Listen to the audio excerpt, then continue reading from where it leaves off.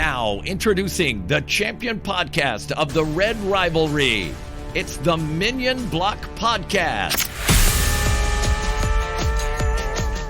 Dad, no, it's a 100 Talk podcast.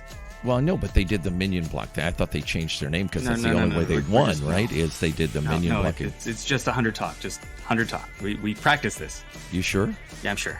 Okay. I'm going to need some more tequila, I think.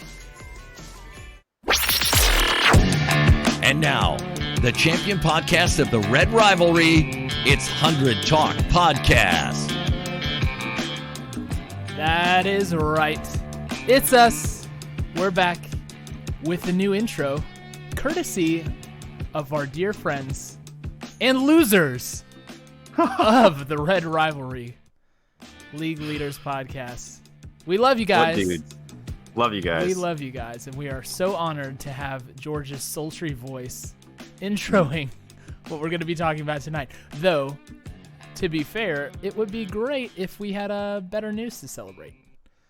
It would be. Yeah, that's an intro that deserves just a celebration.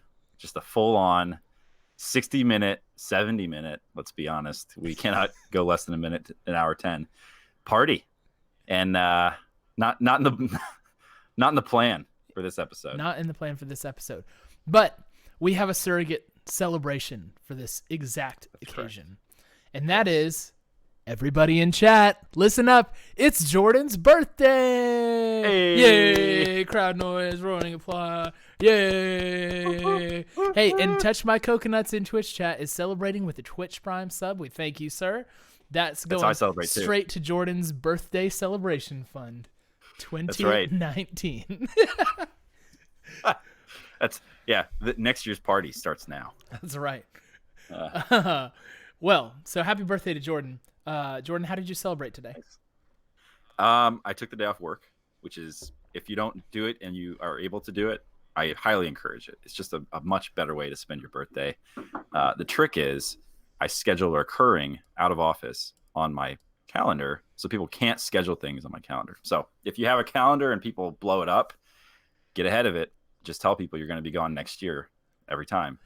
Those are advanced tactics. I'm not going to lie. I never thought about that. I've thought about this. Yeah, I thought about it. And so it always comes as a surprise. I'm like, oh, my birthday is in 2 weeks. And then I look and I'm like, I got nothing planned. Because I planned ahead. Yeah, exactly. So on the day that I wasn't working, we did go and found out today that I'm going to have a baby boy too, which is super exciting. There's some crazy news to celebrate as well. Mind blown. Yeah. So that was a fun little birthday gift. And yeah, it's just a good day. And then I got really dizzy at like 5 p.m. Dude, that is a part of every birthday celebration. If you're not getting dizzy, you're not doing it right. I don't know. Maybe it's like... No, it's just because we're getting old. That's my thought. It's like, it's the sense of impending doom, like creeping mortality. It's like, whoa, I feel weird. So I'm feeling kind of weird right now, a little dizzy. So sense of impending doom and mortality. I could not have come up with better segues to talk about the show for this week. Holy moly. I am feeling distraught. I am feeling a lot of despair. I'm feeling a lot of oof. Yeah, there's some oof. That's where we're starting. That's where we start this episode. We have a plan. It's 5 steps. We're gonna come out the other side. We don't actually have a plan. He's just saying that. We're gonna talk about some stuff. There's gotta be some ideas. You and I can do like a little role play here on like, if you were in the leadership of this team, what would you do? Oh no, that's scary news. Scary to think about doing that. Oh yeah, I mean, we've said this a couple times. I think you were the most recent to say it. I don't envy the situation that anybody finds himself in the team, players, coaches, staff, leadership, nade shot. This was supposed to be like we're here, 100 Thieves, this was you heard about the us big last year. move. Yeah, we're back, and it's kind of fizzled a little bit here. So it's not it's not time to burn your cream hoodies. Keep those fresh. Actually, never ever burn those. Never burn it. Never burn it. But so just to put this out here, let's just kind of squash this early. We're not here to tell you that everything's fine and that you just have to keep on believing, because that's not right. But I always am of the opinion that if you're not thinking about how you can fix something, you're just wasting your time. So that's what I'm looking forward to talk about. Yeah, that's a reasonable enough position on the situation. Now, there's still reason to hope, which we'll get into a little bit later, but we're going to need a lot of help along the way.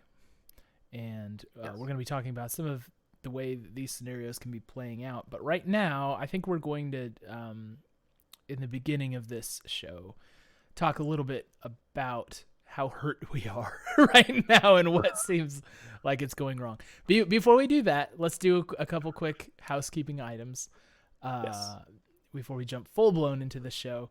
The first being congratulations to our YouTube friend George Miller on his winning our contest. He got his royalty tee this week. Posted a fit pic to the Twitter timeline, so it's looking good. It's looking good. We got it to the right guy. Congratulations, man. And we will be doing more of those giveaways soon. We're looking quite forward to the long-rumored March drop. We'll see what comes from that. Ooh, my birthday purse is full. It's bulging. And, it needs a target. Yeah. I'm locking in my sights. Good. Yeah, this is gonna be good. I think. Yeah, it'll be a good one. And then the other thing is, guess what, everybody? We did the Academy cast again. Yes. So last Friday we got to stream another Academy game, and it was so much fun. Yeah, it was awesome. It's crazy because we're still learning how to do this thing, and the games fly by so fast. But it's a lot of fun. The Twitch chat's great. The banter's good, and our Academy guys are like genuinely really fun to watch. So yeah, the game we did on Friday was as a home team fan, or the hometown fan. It was less fun because it was not very competitive. We took a big L to a team that has taken many L's themselves. Yeah. But yeah, it was just a good time. And the environment in there is always a blast. It's kind of like, it does feel, I mean, it's Friday Night League, right? And it feels like that. Like, it feels like everybody's in there to have a good time and just kind of welcome the weekend. Yeah. So personally, I've really enjoyed embracing Friday night with a little Academy League. It's been very, very good. Yep. We're being asked in the chat if another one's coming. If the 100T content gods be willing, then you will see us again on that Academy stream. So we, as long as everything's going well, we should be able to do a couple more of those for you. And we look forward to it because, man, it's fun. Yeah. And we need a little fun right now. We could use some fun. Because the LCS team is not so much fun to watch lately. They're not bringing the fun. Now, and it doesn't look like they're having fun either. No, it doesn't. And maybe we should start there because we're not going to be really spending much time going through the last two games because they were poor. And this is more like, think of this as a progress report episode where we're going to be looking at what we've done up to this point in the split and what our problems are, if there are any bright spots, what those are, and then what the path could be moving forward. We're going to do some theory crafting. We're going to do some speculation. It'll be lots of stuff that you know us very well for. Yeah. But the heist. So watching this last episode of the heist was kind of crazy. There was so much. I mean, like, I don't mean to be overly dramatic about this, but there was so much like pain on the faces of the players. There was so much frustration and sadness and like, especially with Bang, right? Yeah. What were your thoughts watching some of those clips of Bang?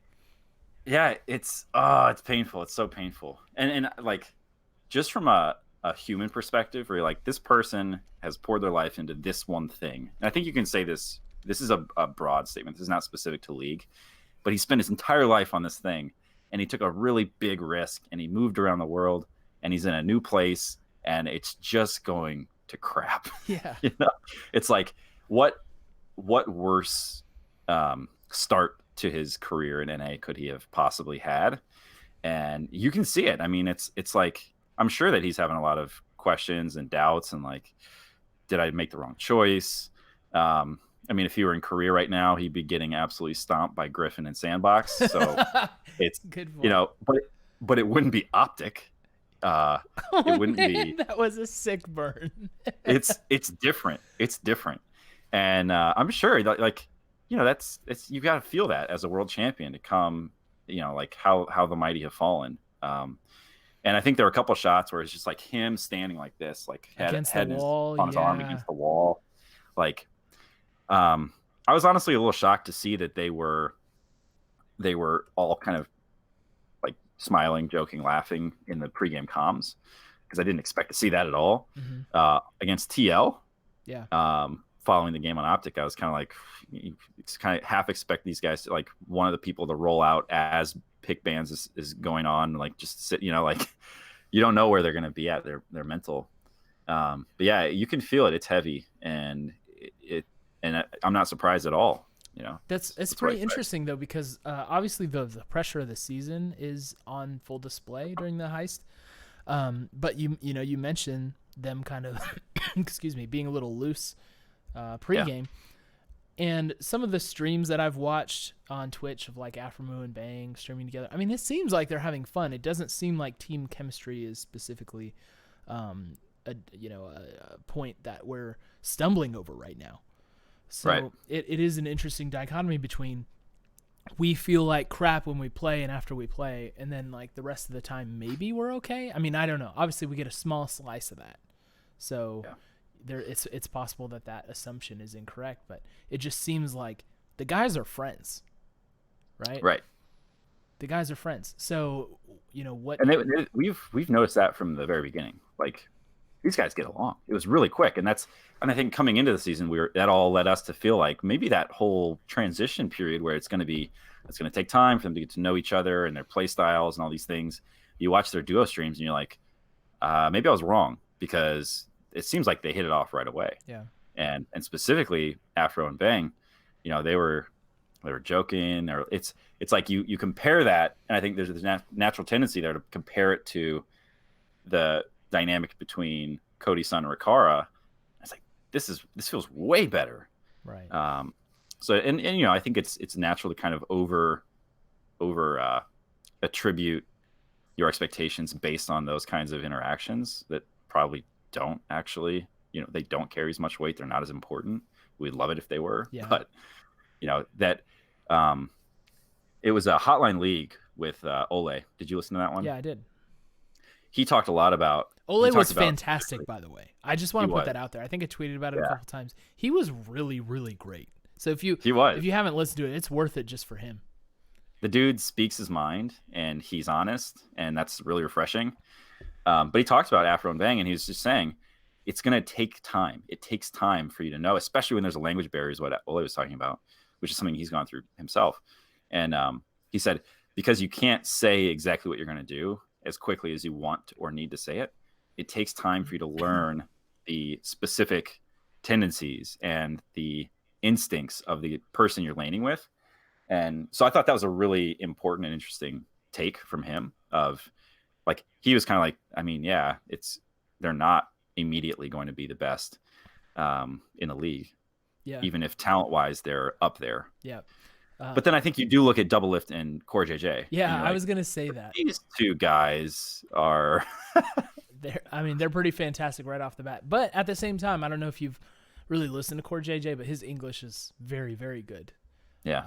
So he I think certainly suffers less from the language barrier thing. And I don't honestly, like, in my opinion, I don't think it's really that huge of a contributor to what's going on right now. We're not losing our games through bot lane. Yeah, no, I mean, like, we're not losing our games because of, you know, Bang doesn't know enough English. I don't think that's what's going on at all right now. So there are, you know, a variety of things that I think that we're getting wrong. So Jordan's making a birthday disappearance from the pod. We'll be right back. You joining us again? got cats running around the show. So we have a fire going. I live in the north. It's very cold, and the basement's getting a little smoky. So I just want to crack a window. Yeah. All right. No fires during this show. But we were talking about this as like maybe a potential weakness of the communication between them. Like I said, I think there is weakness there, but it's not really like the key thing. But at the same time, there's a lot of things that are going wrong, it seems like. So yeah, and I think we can break it down. Yeah, I was gonna say, if you don't mind, would you like to lead off and talk about some of the problems you're seeing with the team? What have we gotten wrong about our play this year so far? Yeah, and one of the things I wanted to be sure to talk about is just I want to think back on the way we went into the season thinking about this team and specifically the players and what we're going to be. What we can expect, because I think it's just I think there are some things that we came into the season looking for and counting on that are not there. So I think the biggest one for me, and we've been a huge Anda fan from his first game in the squad when he was playing basically support for the funnel, is I think that's in my mind. He's far from the best jungler in NA, which is kind of what I said he could be this year. So I think I was definitely off on that. We have to walk that one back, everybody. I'll walk that back. Prediction wrong. Has aged poorly. It's a very cold take. And I wasn't as hot as you about that. But at the same time, I did think that he was going to be playing better than he has so far. But it's not that simple, right? The end of conversation isn't that simple. The nuanced conversation for sure. Yeah. But I think I'm kind of crossing over to I think that his play style is we talked a lot about some of the bad game he's had where he clearly was just tilted out of his mind. Yeah. We've talked about that but I think it's bigger than that is what I'm getting at. And I think that there's more going on with Anda and the way he fits into the squad than certainly than I expected. And I think maybe even then was clear over the first 2 or 3 weeks. So we've talked about how, I guess that I think somebody in our chat already mentioned, but like, or maybe it was on Twitter, but just this, like, he's just a really farm heavy jungler and he's really good at that. And, power clearing and counter jungling and just soaking up the farm, and I don't think that that's translating into any kind of meaningful advantage for us.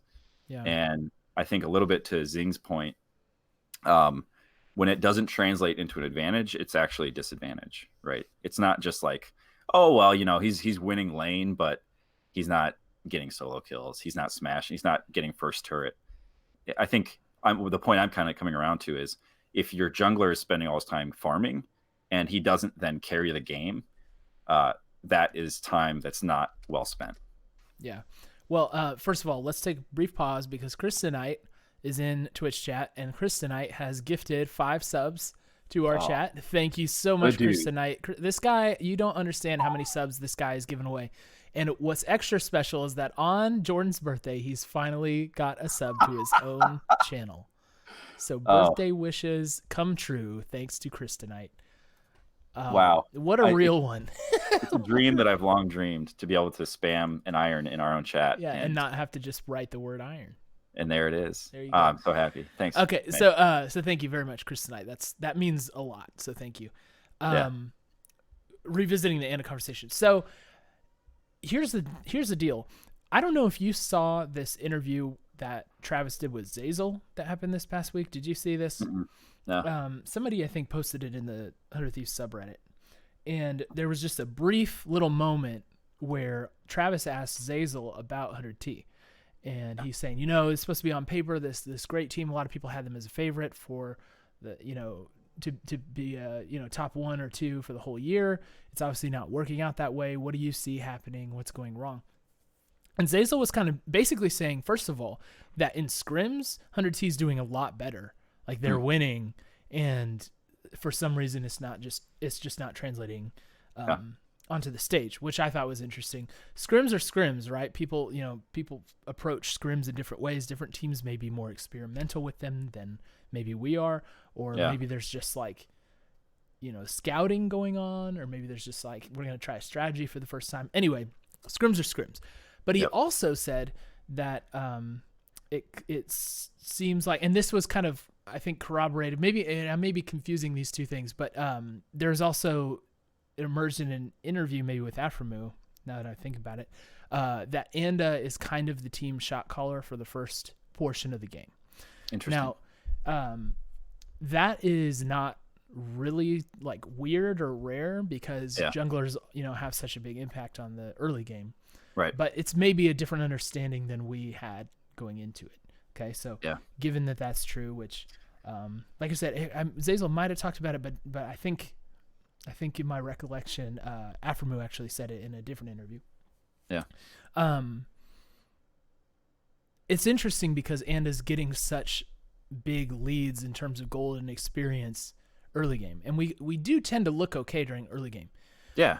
The problem is, I don't think that we've been doing enough to gank in lane. Yeah. So, one of our listeners who also follows us on Twitter, this is at Leech Terrell, Leech_Terrell. Yeah. He went back and he watched like all of the games, and he said that You've watched first 10 minutes of each game. Yeah, first 10 minutes of each game, and there have been 0 bot lane ganks in the first 10 minutes. Right. Right. Like, that's crazy. That's crazy. And then, we've seen just a little bit of action even on top side, like a gank or two.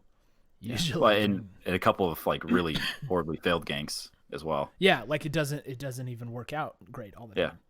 Yeah. So Anda's kind of farming up, and that kind of depends on your champion too, but certainly he's on champions like Olaf who can do work early and gank. Yeah, that's their job. It's like that's what you need to do with that champion. Otherwise you become just a guy who runs at the enemy team in a team fight. Right. So that's not great. So it seems like there's an opportunity to put more pressure via ganks and give more support to people. But along those lines, like the absence of a single bot lane gank in the first 10 minutes is kind of crazy to me because, even in this the game against Optic and the game against Team Liquid, what I was really hoping we would do is come out and try playing around bot lane, because it seems like to this point we have not done that at all. Right. Which in my estimation is, maybe the next problem on the list of issues that we have to work through. Yeah. It seems like everything has either been give resources to top or just, maybe everybody's on their own a little bit from sometimes. There just hasn't been, we haven't seen a game where there's been concentrated support in the bot lane that I can recall. So correct me if I'm wrong, but what do we do about that?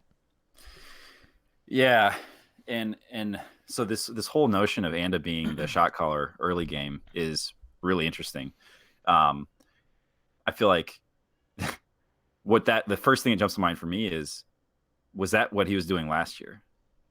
Because I can't imagine it is, right? Like when you look at this team, the thing that's so confusing is you look at them on paper and you're like, I think the way everybody talked about it is you basically have the same player in lane or an upgrade, or at the, kind of the argument would be a side grade, right? So you got Bang, who some people are like, he's probably not better than Ryu, but he's a different kind of player.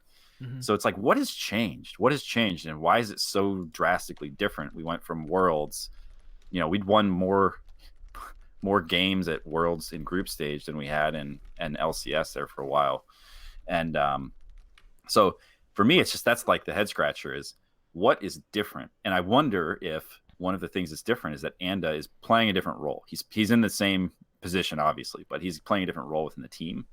And we talked last year a lot about Ryu and how we kind of hypothesized that maybe he's calling some of these shots. He's pulling the puppet strings. And I think that makes more sense, right? It felt the way we played last year felt a lot more like a team that was playing through mid. And I think what we saw in Worlds was it all came crumbling down when our mid got absolutely destroyed by some of these guys who you would expect mid to get destroyed by. And so we talked about that a lot too. Like if we want to succeed at Worlds, who do we have in mid so that we don't lose the game through mid before the game really even gets started? So that is one of the things that I have a lot of questions about. And I do wonder if, because Anda's being asked to contribute differently, that it's just not working as well. Yeah. And it could have been because he was kind of thrust into the position that he was in last year, that he wasn't prepared to take over the early game shot calling duties, but again, we're working on the assumption that the information that we heard this week, that he's been early game shot calling, if that assumption is true, then, it is some of his responsibility to take the reins there. And maybe the pass off isn't clean. Like maybe, he isn't quite sure when to kind of transition into Aframo doing his thing, which we know he's typically a very strong shot calling voice for the rest of the team. Maybe that transition just isn't smooth, but I just wonder if like we need to somehow find a way to coax Anda to make a little more plays. Well, I think that's one thing we could do, right? Is that feels like a pretty easy one, right? Like that's a pre-game conversation. Like, all right, Anda, gank bot. You're going to go and just gank bot and stop down there before 5 minutes. Hit a level 3 gank bot lane. See what happens. Like that's how you make that change, right? Mm-hmm. I think the thing that is harder to do is to say to somebody, we need you to organize the team early game and develop a good macro. It's like that's not so simple. That takes years of experience.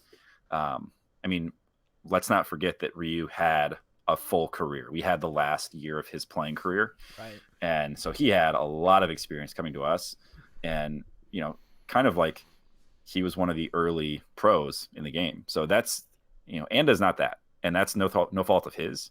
Mm-hmm. He's just a greener player. Like he just doesn't have as much experience. That's a good point.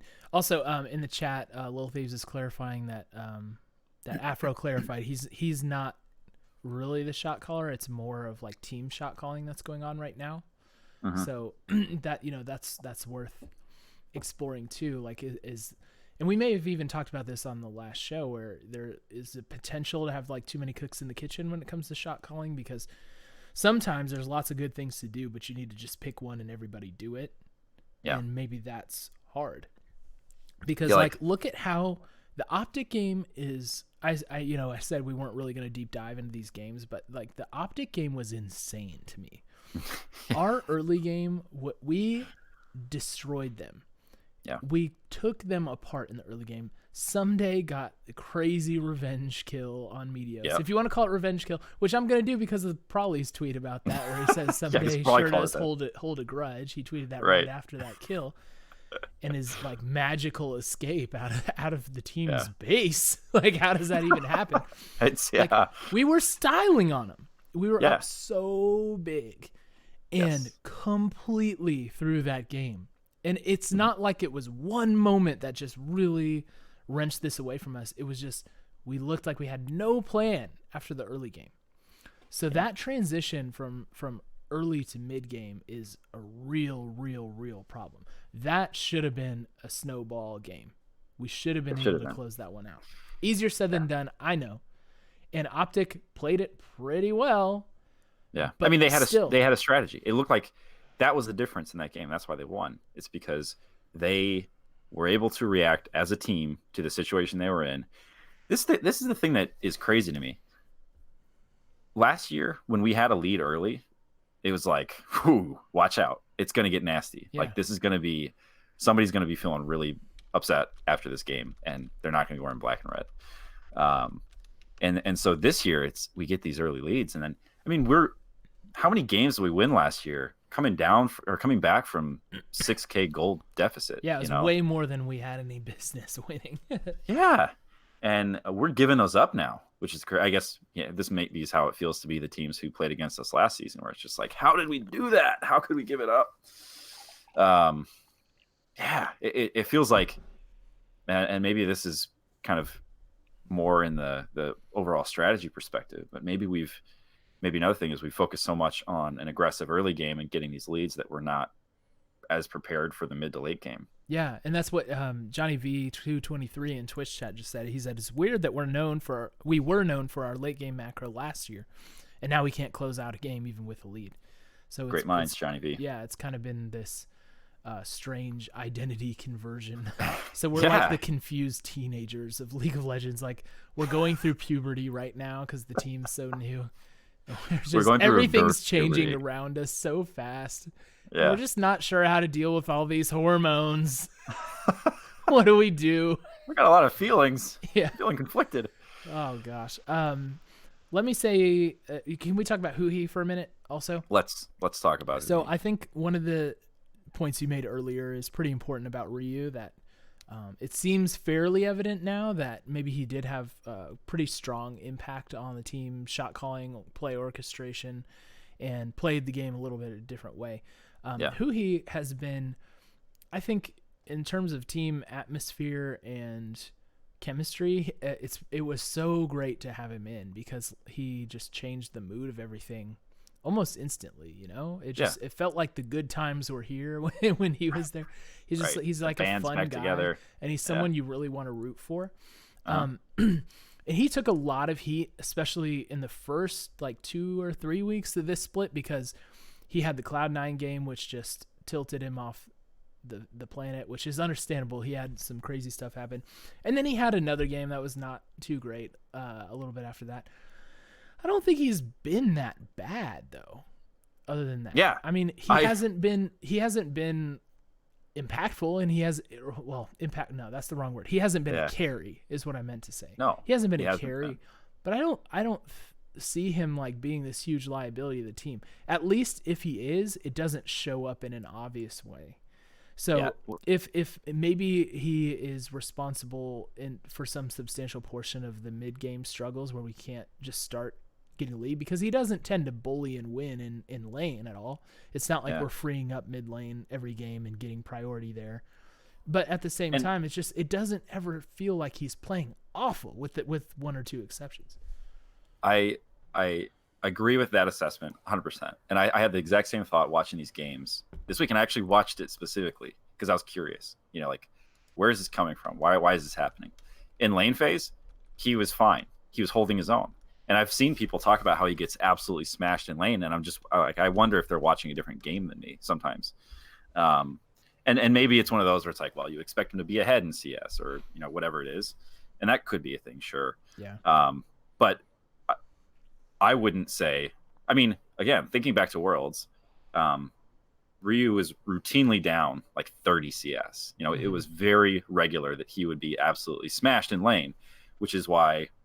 And I'm not trying to equate the two. Yeah, sure. But for me, that's what it meant to get smashed in lane and lose in lane, like lose through lane, even. Which is not what we're typically seeing with Huhi. No, we're not. Though Dylan Craven in YouTube chat makes kind of a good point. He said, how many times has Huhi or Afro been caught overextending this split? And we have seen that a little bit. And that is, of course, a more mid-game thing that you tend to see. Yes. Yeah. So, and so that's a point I do wonder about that, like, what are the jobs of the different players in mid-game? And I think, early game, I think we've talked about early game a little bit, and I think that one of our major failings is not either I think that he's not contributing as we need him to early game, which is, it's weird to say because the stats make it look like, it's and typically, I mean, there's a lot of games where we have a lead, so it's kind of a head scratcher. It's like, so is early game not going how we need it to? But I don't think it is, and we talked about that.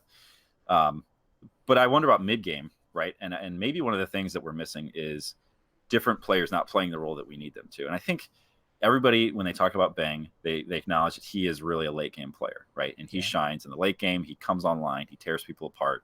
He dismantles. He dismantles teams. Like, he's unstoppable. So I don't think we put mid game on him.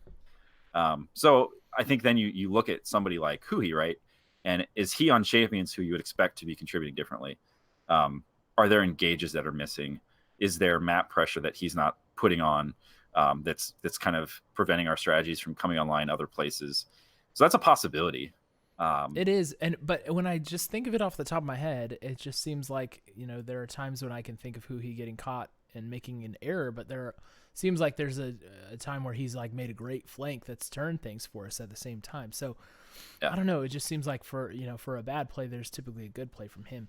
He's a hard one to figure out, in my opinion. And he's taking some of the most heat on the team. Absolutely. When it comes to the Reddit analysts of the world, he's someone they point to as like someone who just can't hold in lane and just isn't delivering anything. I don't know how true that is, but it's hard. It's sure hard to tell. People talk about him as being the worst mid laner in NA. Yeah. And that honestly, that feels, he's certainly doing nothing to distinguish himself. And yeah, but at the same time, we're like tied for the worst team in NA too. So right. We're all doing bad. Yeah.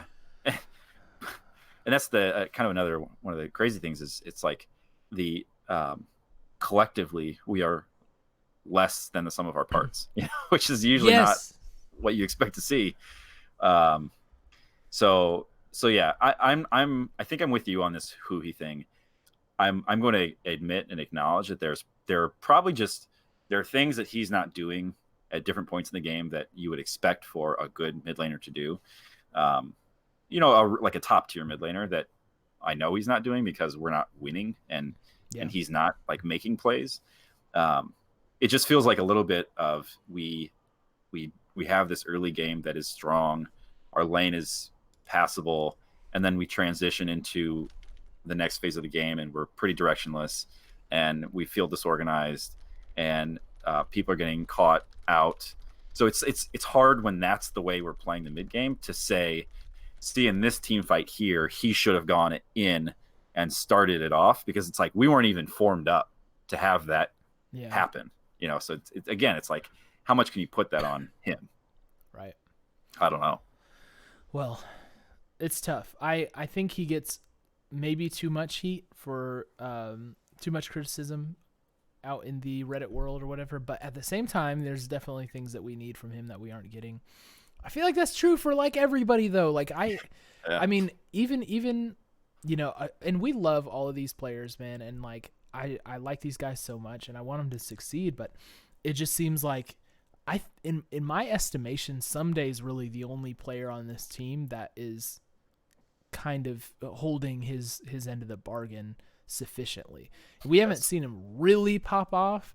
We've seen him make like a few incredible plays, but we haven't really seen a bad game out of him. He's had a couple where he was maybe a net minus for the team, but nothing egregious. And he's often been our only like shining hope. Yeah. And he's like doing his job, I feel like. Yeah, yes, he's doing his job. He is, when you watch him play, right, he is the kind of player who there will be situations that he will routinely exit in far better shape than he has any right to. And I think the top plays from our team this season so far have been his, and they've been great examples of that. And frustrating as a fan to watch. I can only imagine how he feels. But there are plays where I think on another team that is more well-oiled and working together, those are the kind of plays that you can actually turn an entire game on, right? Yeah. Like, think about some of the best teams you watch. If there was a dive attempt top lane, and we won this game, so this is not a pure criticism. Yeah. But that's the kind of play where they try and dive top lane and you get 2 kills. You're going to convert that into multiple objectives, pressure in all lanes, ganks in different, mid and bot. Right. Like those are so valuable. Oftentimes that's all you need. And so I think about the Optic game as well, where he killed their jungler, right? Himself, all on his own. Yeah. And he invested a lot. He invested a flash. He got no farm for probably the next minute while he just ran around the map. Yeah. But that's the kind of thing where it's like, we have to do a much, much better job of playing to Someday's brilliance. We can't let that continue to not be an advantage for us as a team, and the kind of advantage that actually wins you games. Yeah. Well, let's talk about bot lane then, because it sounds like we're both in agreement that, Someday's doing his job. We talked about Huhi, we talked about Anda. Bot lane is super tricky because, well, for a couple of reasons. And let's start with Bang, okay? Yep. So it's kind of hard to look at Bang and be like, all right, he's not that good or whatever, because he's got 2 rings on his finger. he's been amazing. He has this track record or whatever. And like you mentioned, he's a late game champion. And if we get to the late game, or I'm sorry, he's a late game player. Yeah. If we get to the late game, he's capable of popping off and doing that thing. So it's kind of hard to like really point hard at him and say, look, Bang, you got to do this. You got to do this. Yeah. We have seen maybe a couple mistakes that were bad. Maybe the one against Double Lift in the first game. Yeah, the feathers. Yeah, the feathers. But I even Bang, I have some questions about how it's going for him. And you can see the frustration on him. We talked about that already, but it just doesn't seem like he's even laning at his standard. Yeah. And it's so hard to take this apart. I know, because it's a duo lane. And I play the duo lane, so I know that, your success is tied to your support. Yeah. But I still expected more moments of individual brilliance out of Bang than we've seen. Right. We've outplays. Outplays. We've had the This Is Bang pop off. Yeah. And not much else. And when I see other teams' Ezreals, I see them like destroying towers so quick with that like little W combo and like just getting insane pressure, and then late game just taking everybody out. Yeah. I don't see that happening with Bang. I don't see the kind of dominance that other team Ezreals are showing. And again, it's a duo lane. I get that it's going to depend on Aftermoon. If Aftermoon's having a bad game, then it's going to be hard for Bang to have a good game. But I just feel like I expected more individual brilliance out of him than we've gotten so far. Yeah, and I think this gets a little bit to, when we got Bang, that was a conversation. It was, he's not Double Lift, and he's not going to play the kind of game that Double Lift plays. He's not going to smash lane. I guess I didn't expect either for it to be as maybe like I didn't expect that identity to be so pure, right? Where it's like it's not that's not it seems like that's not like maybe it was, well, he's not going to smash in lane for a Korean. You know what I mean? But like in NA, he's still going to be able to tear it up. Like that's kind of how I felt about it. Yeah, and so when I heard that, I was like, so he's not going to be the guy who leaves lane phase with this crazy lead, but I still felt like we'd be able to expect him to have a lead, and we'd expect him to have, like highlight reels from lane where he's doing stuff in lane that kind of makes your jaw drop. Like that's what I guess I'm feeling like we're not seeing, and maybe that's I haven't watched him for his whole career, and maybe that's never been his MO, right? Maybe that's not part of his game. Yeah. But it does feel a little bit like I agree. I expected to see him do more down there that was going to really kind of shake things up. And maybe the whole team did, because clearly we talked about how he's not getting support from Anda down there. And maybe the kind of strategy was just, all right, like he's going to be able to hold his own down there. They'll be all right. So let's focus around someday and see what happens. Maybe that's been the thinking, but clearly it's not working. Like he is usually even or down in lane, I feel like, against anybody, not just Double Lift, Yeah. So, yeah. It's so I'm not, and again, I'm not saying this is all Bang's fault or like none of this is on the other half of his lane. I just want to be super clear about that, because even in the chat, I'm seeing some people, reacting to that a bit. But there is some improvement to be had on his end too. But I guess. Oh, go ahead. Could we ask the same question of Bang as the conversation we're having about Sunday, right? Like, is it unreasonable to say a player of his caliber you would expect to see the kinds of plays that we've seen Sunday come up with, right? Where it's like, oh, that was unexpected and amazing. That's going to shift the momentum of the game. Like that's what I feel like we're missing with Bang is I don't feel like we've had plays from him that really shift the momentum of the game. There's the play where he jumped over the wall and killed. He got a double kill, right? That was huge. That's the play. That's the play of the season for him. And I think aside from that, we haven't seen it. So yeah, I think I want to see more of that. I think I want to see more of that, and I don't know what it takes to get that, but for me, that kind of feels like we could do more there. We could expect more there. And maybe it's jungle pressure, right? Like maybe that makes the difference. But I agree with you. And I think right now that's why it feels like Someday is a step above Bang in my mind.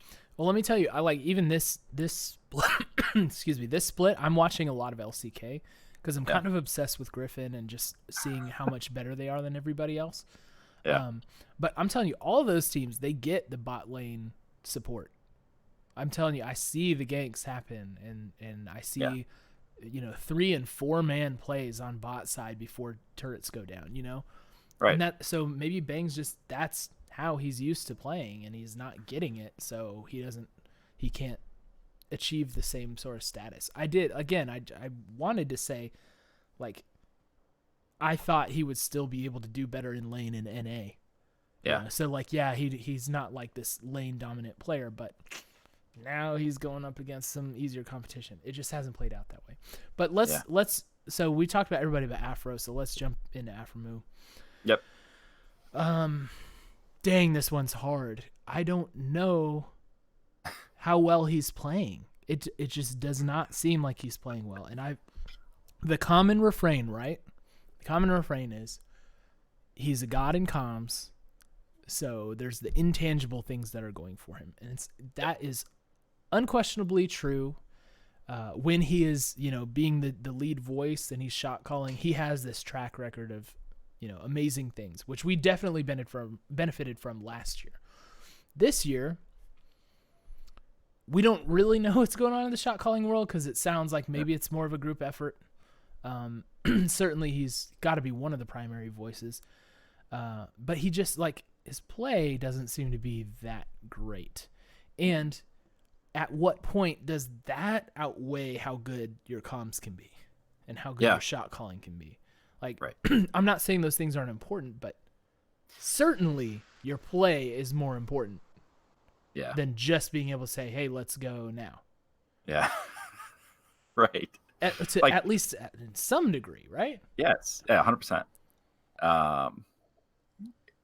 When we played Liquid on Sunday, I was just watching Core JJ, and I was amazed. I was in awe. Like, that it felt like he was playing a different role and a different champion than anybody else in bot lane. That dude is so good.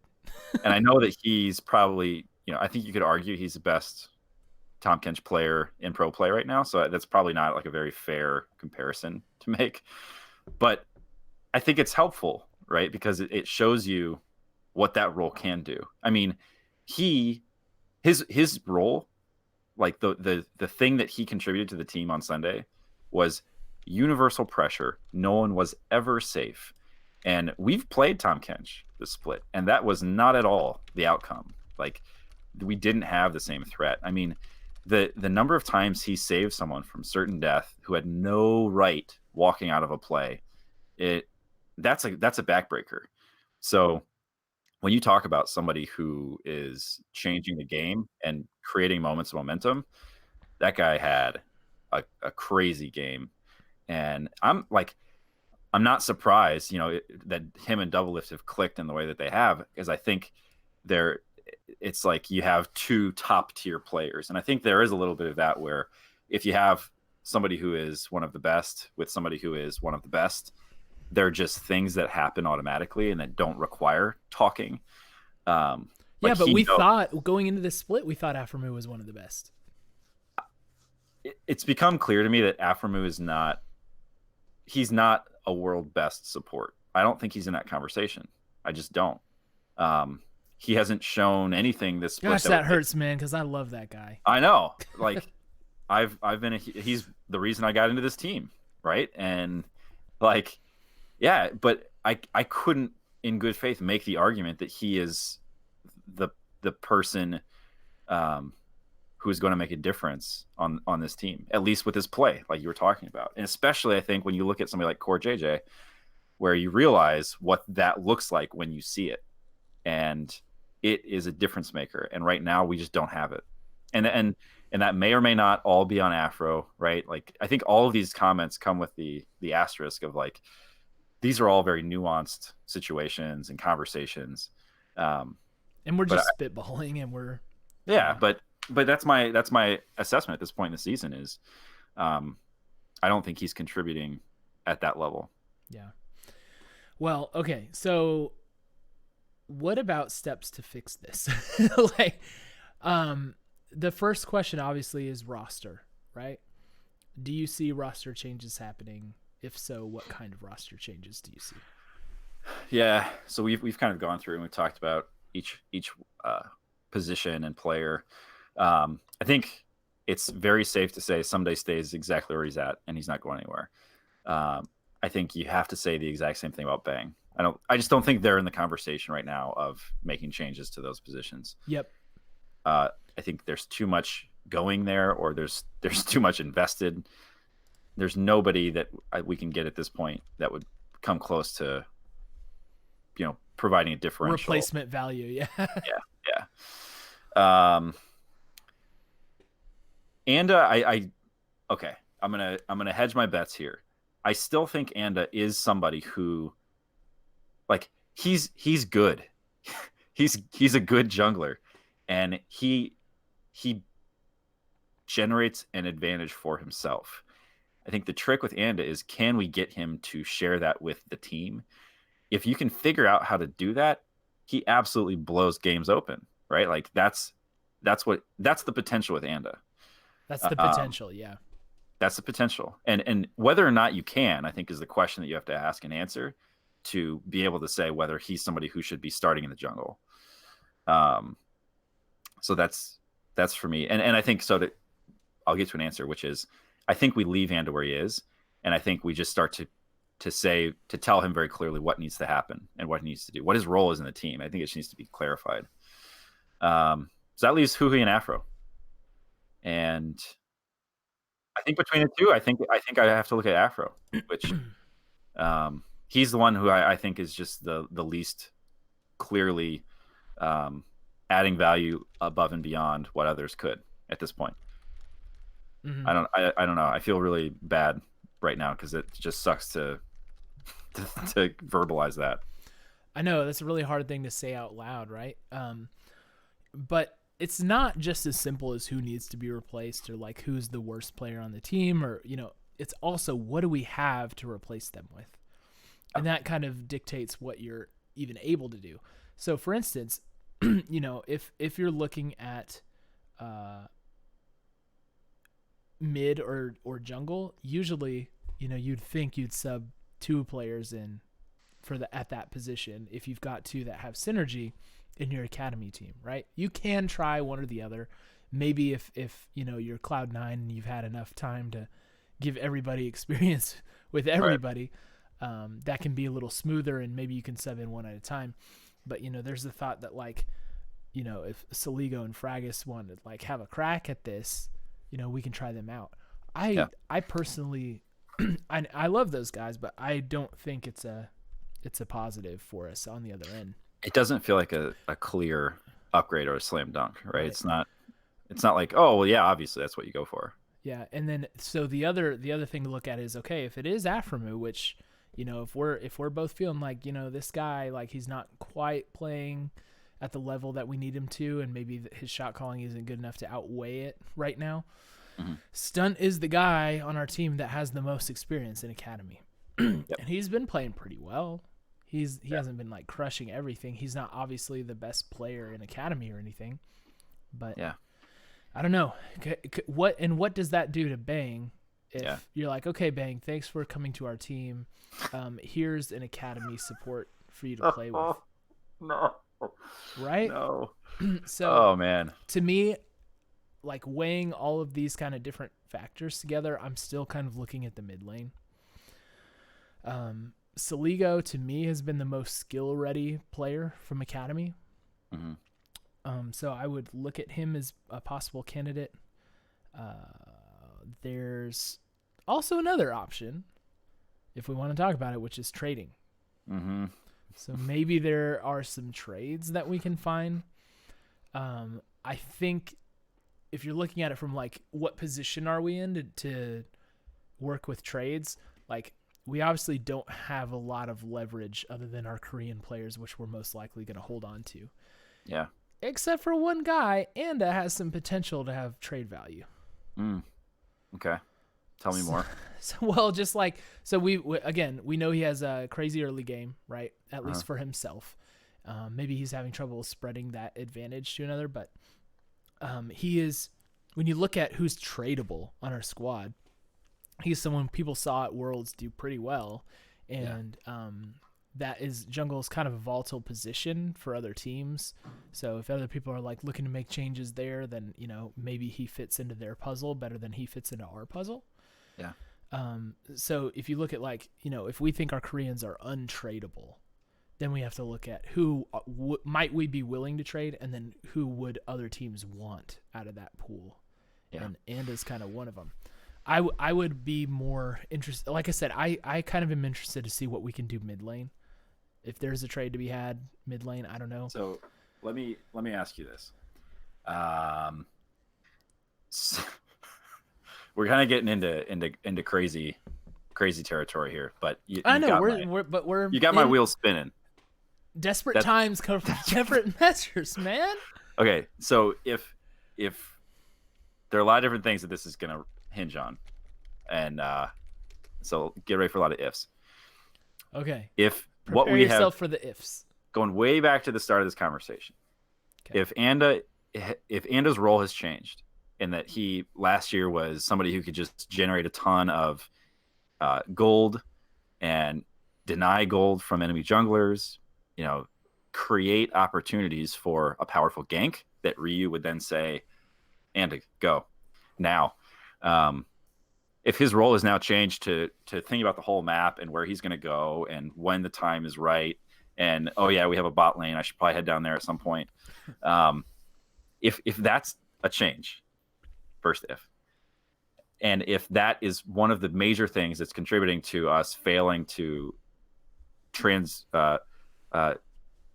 our early lead into any kind of mid or late game success, what if we found a jungler who was very vocal, who was I already know I've known where you're going with this from the very beginning of this conversation.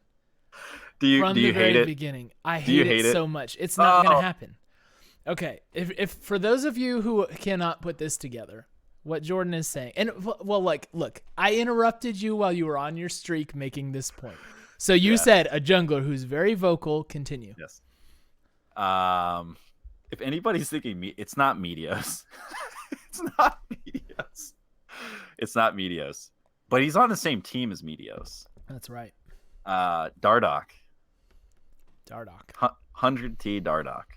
How do you guys feel about 100T Dardoch? How do you feel about 100T Dardoch? I just don't think that's on the cards. Let me. You have to make this case. Okay. Make this case. Look, Dardoch has never been one of my favorite players in League, and I don't even know if I like. But desperate times call for desperate measures. He is somebody who I think could, like, if one of the problems is we don't have a dominant voice in the game and we don't have somebody who is kind of directing traffic, I think he could do that. And honestly, that's where it's like if our overall performance is less than the sum of our parts, maybe the thing we need most is somebody who can just put it together. And maybe it's, you know, so that's a lot of ifs, that's a lot of maybes, and I have to put something out there. Okay, so here's what you're good at doing here is you're good at actually making a case for him. It's like, has he matured enough to where he's not going to blow up the environment? Because like, look, if Dardoch is an all-in wager. If Dardoch is like a hot-headed, like, intense player, right? Your plan is to bring him into a team that is in last place. Yes. You know, it's like what team is he on right now? He's on the team that's one game ahead of us. And I was gonna say they beat us. They beat us. He wasn't playing. Right now, he's sitting on the academy squad. He's gonna be. He's hungry. He wants playing time. Yeah.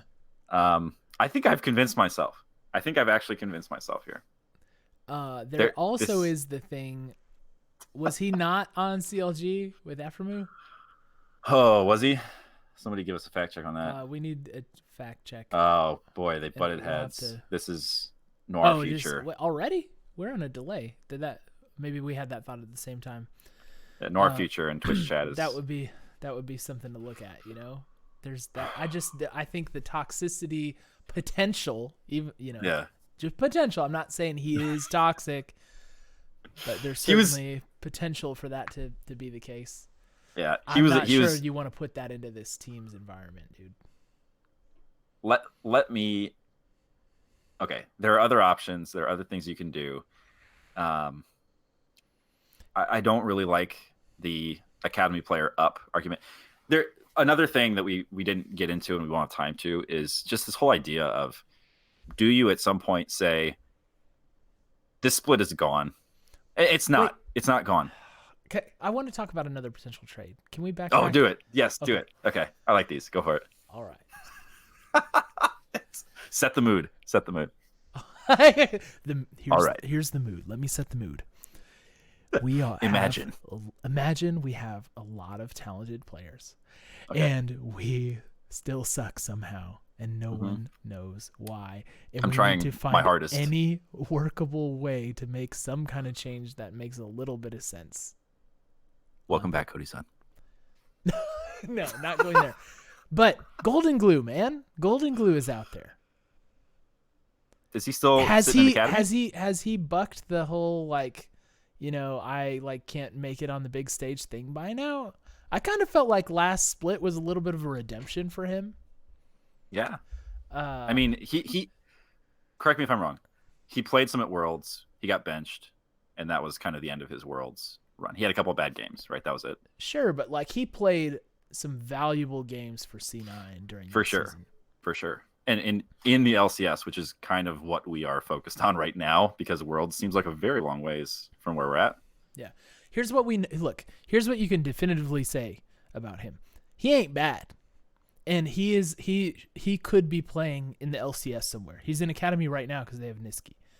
But he could be in the LCS, right? He is He was last year. He played. Excuse me. He is an LCS level player at least. Mm-hmm. Maybe that's something. Maybe bring in our NA guy. I don't know. There's just there might be something there too. What? If so I've told trades. You. But man, I've told you I why. love who he, dude. Oh, I know. I've told you I why. Hate this. I hate this. Everybody on her Thieves, I don't envy you. This sucks. It sucks. But look, the players are at the point where, they don't want to spend the rest of their time doing something that doesn't work either, right? It doesn't feel good to do something that isn't working for another split, right? I feel like the players are the last ones who want to go out there with something that's not working and just Golden Guardians last season getting 10th and 10th, those players all carry that with them. In interviews and stuff, they're like, yeah, it sucked to be the worst team twice. That was a bummer. So the players don't want to be in a squad that's not working. Yeah. I can't imagine. I mean, I'm sure they're not raising their hand saying, hey, have you thought about Dardoch? But they, you gotta be realistic. By the way, we're being told by our ever smarter than us Twitch chat that Blabber played all the World's games. Blabber. Yeah, not Golden God, but I still think there's something there for Golden God. Did you just suggest him a name change? By the way, no, that's they call him that. He has been called Golden God. I really like how many players have God in their title somewhere. Well, why not, right? Yeah. Yeah, thanks. All black name on my black. I can't see it, but whoever that was. Burnt Cooter would be the... So that's so maybe better that you didn't read it. Glad I clicked into that. All right. Yeah. Any other trades? Any other hot takes you want to spit out there so that we can look smart if it happens? Well, yeah, I don't know. I don't know. That was kind of my hot suggestion. Here's the thing, I guess I'm worthless at having this conversation because I can't figure out what is a good way forward. Here's what I know. Yes. I would be shocked if there weren't changes made somewhere, like roster wise. Like, yes. Even if that's just like, let's try a random player from our academy on the LCS stage. It's pretty clear something needs to change. Now, in my estimation, I thought we would see hey, let's focus Bang game before they made that decision. We've been through the whole round robin now, the first time in the round robin, and we have not done it yet. Yeah. So maybe they'll try that before moving on. If it was me, I would have tried that already before moving on. Yeah. But at this point, it's like something has got to change. We haven't talked about Probably at all. I was going to say, please, everyone stay on the line for hour 2 of our 2-hour special, which is our conversation about Probably. Yeah, we didn't talk about him. So let's be kind of quick on Probably, which will probably irritate a lot of people because I think he's taking a ton of heat too. I think he's fine. I don't have problems with him, honestly. Other than the fact, next topic. Other than the fact that he hasn't done the bot lane focused game yet. Yeah. I don't really have a problem with him. I know a lot of the draft picks have kind of like turned people off, and we've done some kind of weird things sometimes. I'm not saying we've drafted perfectly, but also drafts are a collaborative effort between the coach and the team. And the team went to great lengths to show us that in the heist, so don't think it's just Probably whenever you see a draft you don't like. Right. Remember, if you will, last season when we asked the question over and over, and I think everybody who was watching this team asked it over and over, have you thought about putting Someday on a carry champion? I think he's pretty good on those. Actually, is there any reason you're not doing that? And turns out, I think there was a reason, right? It didn't work. Yeah. It doesn't work. And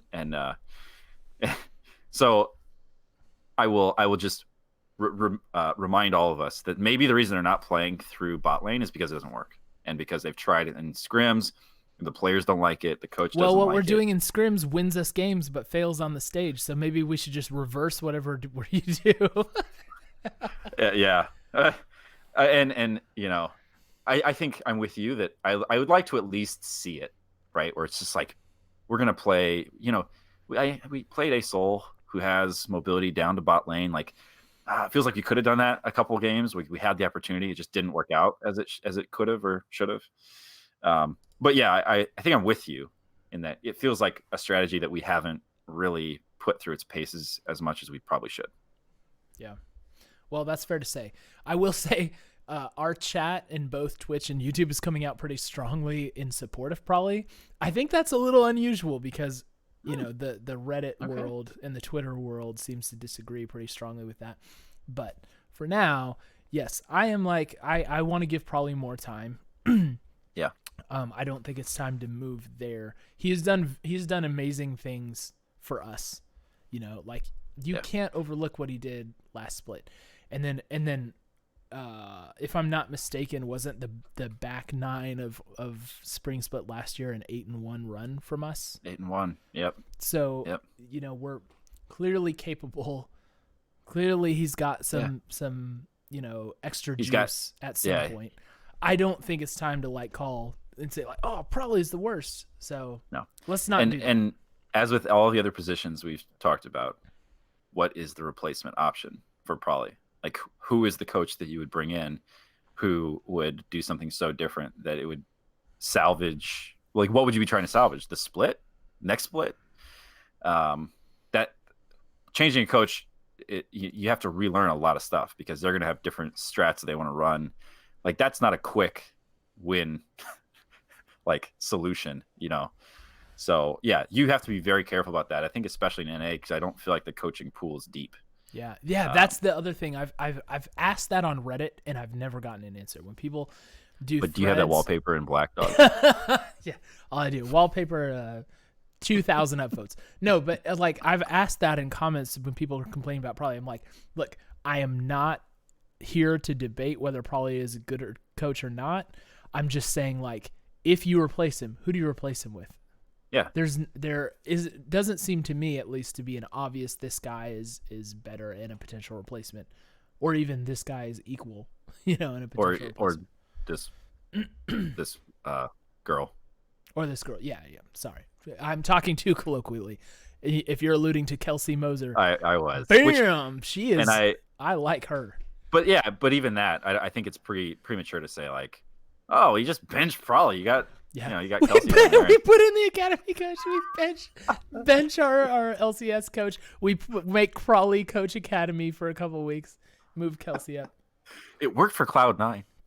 Oh my gosh. Okay, so let's reset a little bit because we've gone a little bit long, but we still have a couple things to tie up. Oh. The rest of this split, right? Yep. It's generally said that you need to finish a little bit above 500 to be able to make playoffs, right? Yep. If you look at it from that perspective, we are quite far back right now, being tied for last place. Well, then there's the flip side of the coin, right? Where we're one game back. Let me just jump in there. We're one game back from playoffs. Right. So with Team Liquid being so top heavy, like it's like eating up a lot of wins, that means there may be some more room for us to make it up. But no doubt we have to start winning some games, man. So what do you think the back half of this split looks like if we are to make playoffs? I think we have to figure out. Okay, maybe in the very short term, I'm talking 2 weeks max. We do everything we can to solve the problem that we've noticed with the current roster. And I think beyond that, you have to start to ask the question of, do we sacrifice the spring split to save the season, right? Knowing that summer is weighted more heavily, that you can make a push for one and get to Worlds straight through that. How much time is an acceptable sacrifice, though? I mean, I was making the point that perhaps we had sacrificed like the first half of this split to experimentation. Yeah, but I think you have to win at some point, right? Right. And right now, I mean, I think if you make a big change, you shouldn't count on it giving you wins straight away. Like I just don't think that's a safe bet. It takes time.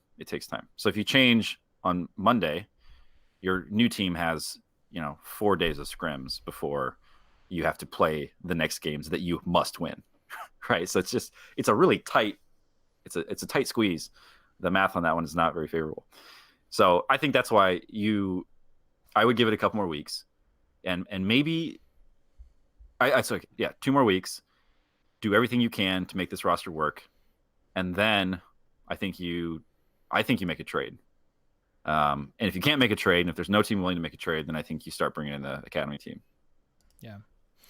Well, so here's my take on it. First, I've got 2 points to make. First, looks like for the second year in a row, we're going to be Team Liquid fans because we want them to keep winning against everybody to keep the bottom half more competitive, right? And it's going to be the same with Cloud9. If those two teams who have set themselves apart from everybody else can just eat like a lot of wins and just keep everybody filling up the L column, like that works in our favor. So looks like we're going to be Team Liquid fans for better. Go Liquid. Go double lift. Here's the other thing, and I was thinking about this earlier. I feel like there's a temptation here to follow the plot line of Talladega Nights right now, and I've referred to this to myself for the first time today as the Ricky Bobby year, because we came into this year with like, if you ain't first, you're last, right? Like it was like and even Aframu said it in the heist. He said first place. Anything less than first place is a disappointment, right? So it's if you ain't first, you're last. And then he meets his dad, and he's like, halfway into the movie or whatever, he's like, I was probably high when I said that. Like there's lots of other places. There's second place, third, fourth. There's even fifth place. And that's kind of what I think we need to do now is like, all right, what do we need to do to get into, fifth or fourth? Like that's right now we just need to be in the conversation so that maybe we have a shot at getting championship points. Because if Team Liquid is going to win both of these splits, then it's like, all right, well, we need some championship points, or here comes the gauntlet. We got to get those championship points. We got to make playoffs and at least have a shot. So I'm reframing my expectations that way. Yeah. Did you get to Did you cover what you think, how we get there? Like what the road is? Yeah. Well, okay. The way I see it, so we've got wins against Clutch, Golden Guardians, and CLG. Okay. Yeah. And we can kind of like, I don't think wins against them are really out of reach. Okay. Mm-hmm. But Golden Guardians is surging. That makes Golden me Guardians nervous. is surging a little bit. Yeah. And FlyQuest is falling a little bit. Mm-hmm. There will be that movement, but the fact that there always is movement may bode well for us because, maybe we'll move too. But the thing is, we've got wins against those 3 teams, and that feels repeatable to me. And the other thing is, we probably should have won that Optic game. Okay? Yeah. So if that's like 4 teams that we can beat again, we're already almost there, right? Because if they're below us, assuming like they don't pop off and like beat Team Liquid, Cloud9, TSM, in their other games, then that's theoretically 3 teams that we can definitely jump in front of. And if you include Optic, there's a 4th. So I see us having a shot to get into one of these like 5th or 6th place finishes. Because even like, so say from this point, if we only lost 2 games, right, that would mean we're 6-2 for the back half of the split. That would put us at 9-9. Yeah. So gosh, that is a long road to climb. We have to have Team Liquid and Cloud9 winning their games, and not losing, because otherwise it's too steep of a thing to climb to get to like 500. Right. You see what I'm saying? So by the top winning a whole lot, that buys us extra space at the bottom. If we go 6-2 for the rest of the split, we're at 9-9. Yeah. And we have not played Cloud9. We have not played TSM. We're 3-7 right now. So we have to beat everybody who's not TL, Cloud9, TSM. Well, we've already played Team Liquid.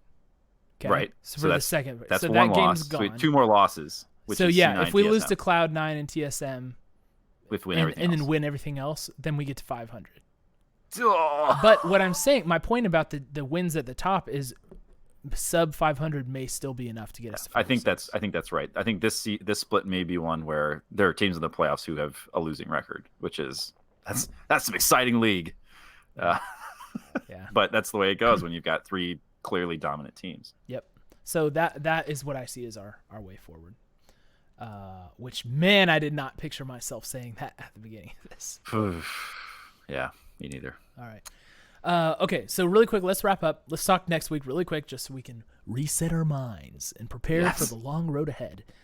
Fortunately, our next week games seem to be teams that are pretty in reach for us, right? So on Saturday, we've got Red Rivalry Part 2, Clutch Gaming. Everybody brace yourselves for a 90-minute game against Clutch Gaming in which we will pull off some miraculous win that we should have no business pulling off the play, but at the same time, we had no reason to even be in the position where we needed to make the play.